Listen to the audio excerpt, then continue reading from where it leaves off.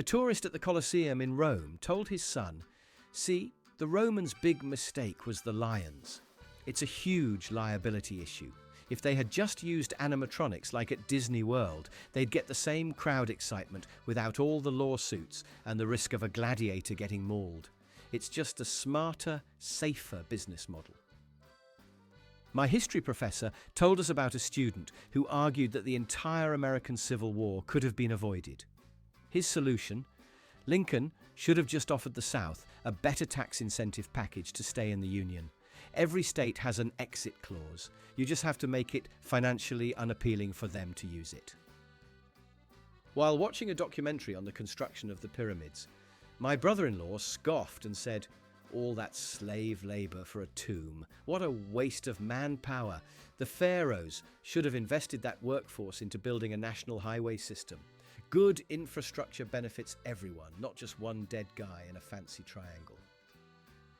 A woman on a tour of a medieval castle complained about the dungeons. "This is so inhumane," she said. "They should have focused on rehabilitation instead of punishment. A proper correctional facility would have offered job training and therapy. This just creates a cycle of violence. They had the wrong approach to criminal justice."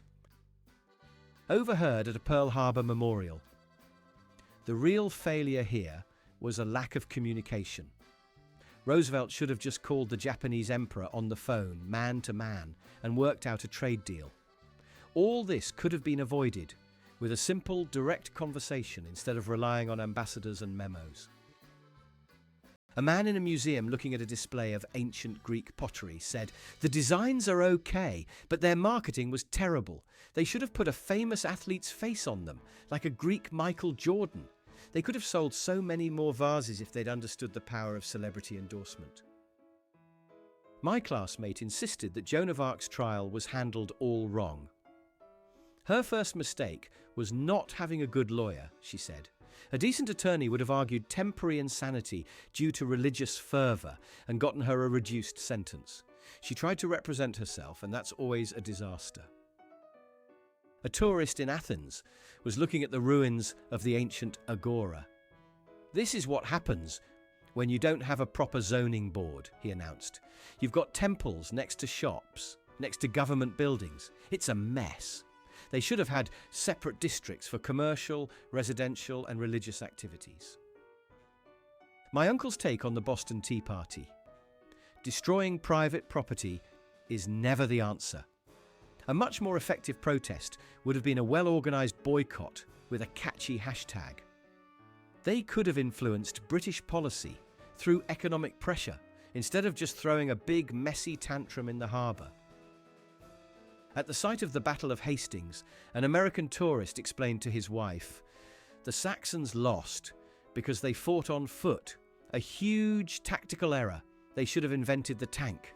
A few armoured vehicles would have rolled right over the Norman cavalry. They just weren't thinking about technological superiority." A woman looking at the Mona Lisa in the Louvre said, "It's a nice painting, but she should be smiling. It's so gloomy. Leonardo should have told her a joke to lighten the mood. A happy customer is a good customer. A simple 'say cheese' would have made this a much more iconic and uplifting piece of art." A student in my political science class argued that the Magna Carta was fundamentally flawed. His reasoning? It was a good start, but it didn't include a robust system of checks and balances or a clear separation of powers. They should have just hired a team of American constitutional lawyers to draft it properly from the start. My co-worker believes the fall of the Roman Empire was an easily avoidable management failure. "They expanded too quickly without a scalable business model," she said. "They should have franchised the empire. Let local governors run their territories for a percentage of the profits. It would have been much more sustainable." A tourist at the Tower of London, hearing about the princes in the tower, said, "This is a classic security failure. They should have installed CCTV cameras and a keycard access system. There's no way two kids just disappear without a trace if you have proper modern surveillance. It's just common sense." A man watching a show about Marco Polo shook his head. "His whole trip was inefficient. He should have just used Google Maps to find the best route to China. And instead of bringing back spices, he should have focused on securing exclusive manufacturing and distribution rights. He was a traveller, not a businessman. At a museum exhibit on the Vikings, a woman commented, "Their whole aesthetic is too aggressive. The horned helmets, the axes, it's not very welcoming. They would have had much more success in their raids if they had focused on a friendlier brand identity. People are more receptive to a smile than an axe." My friend's dad thinks he knows why Napoleon lost at Waterloo. "He didn't have good intel," he said. "He should have sent a drone over the battlefield first to get a real-time view of Wellington's positions.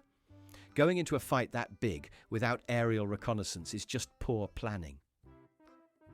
A tourist in Egypt was complaining about the hieroglyphics. "This is a terrible writing system.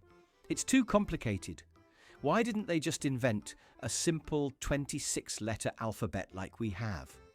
It would have saved everyone a lot of time and made it much easier for future generations to read their history." A student argued that the Salem witch trials were a result of a flawed legal process. He said, "The main problem was the lack of forensic evidence. They should have established a proper crime lab to test for actual witchcraft. You can't just rely on witness testimony. It's not how you get a conviction in a modern courtroom." At the Berlin Wall Memorial, a man said, "Building a wall was the wrong way to handle the problem. The East German government should have started a popular podcast or a YouTube channel to explain the benefits of communism. You have to win the hearts and minds of the people with good content, not with concrete and barbed wire." A woman looking at a medieval tapestry said, "This must have taken forever. They should have just invented the digital printer. They could have printed this exact design in a few minutes with perfect colour accuracy. Working with thread and looms is just a hopelessly inefficient use of time and resources." My history teacher had a student who claimed Christopher Columbus's biggest mistake was his funding model.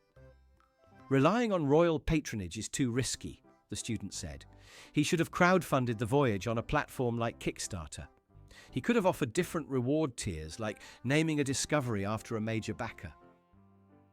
A tourist at the ancient city of Petra in Jordan remarked, "Carving a city out of rock is impressive, but it's terrible for property values.